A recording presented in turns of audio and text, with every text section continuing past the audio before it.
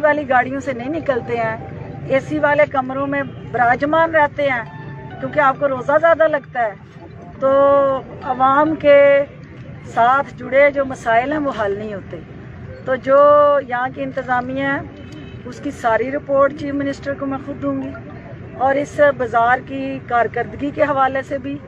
उनको अपडेट दूँगी कि किस तरह ज़िला सियालकोट के अंदर आवाम जो है आपकी इंतज़ामिया की नाअहली की कीमत अदा कर रहे हैं और किस तरह जो है वो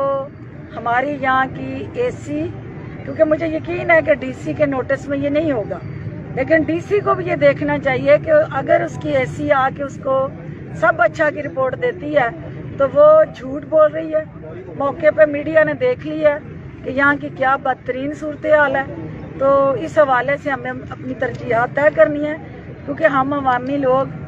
अवाम को जवाब दे हैं। हमने कोई एक हुकूमत चली जाए तो दूसरी हुकूमत के साथ फिर नहीं नौकरी ले लेनी, हमें अवाम के साथ जिंदा रहना है और जो उनके मसाइल हैं उसकी हमने जंग लड़नी है और इंतज़ामिया को हर हाल में हुकूमती तरजीहात पे अमल करना है। ये नहीं हो सकता कि इंतज़ामिया जो है हुकूमत के ख़िलाफ़ साजिश में मसरूफ़ हो। मैं ये समझती हूँ कि ये जो इस वक्त इस बाज़ार के अंदर नाकस सूरत हाल है, ये इंडिकेट करती है कि इंतज़ामिया किसी साजिश के तहत इस शहर के अवाम को हुकूमत से मुतनफ़र करवा रहे हैं और जो बाकी शहरों में इंतज़ामात हैं, सिटीज़न एल्डर सिटीज़न जो बुज़ुर्ग शहरी हैं उनके बैठने के लिए इंतज़ामात है, वहाँ अच्छी टेंटेज है, बाज़ारों के अंदर प्रॉपरली लोगों को लुक आफ्टर किया जा रहा है। यहाँ जिस किस्म का बाज़ार का माहौल है,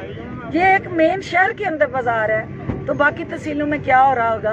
और बाकी 3 तहसीलों में भी हमने देखना है कि वहाँ के एसी क्या कर रहे हैं। और ये एसी अगर ये सूरत हाल है तो फिर ये मैं समझती हूँ कि ये हुकूमत के वेल विशर्स नहीं है, ये लोग किसी एजेंडे के तहत यहाँ ये सब कुछ कर रहे हैं और ये हुकूमत को बदनाम करने की साजिशों का एक हिस्सा है।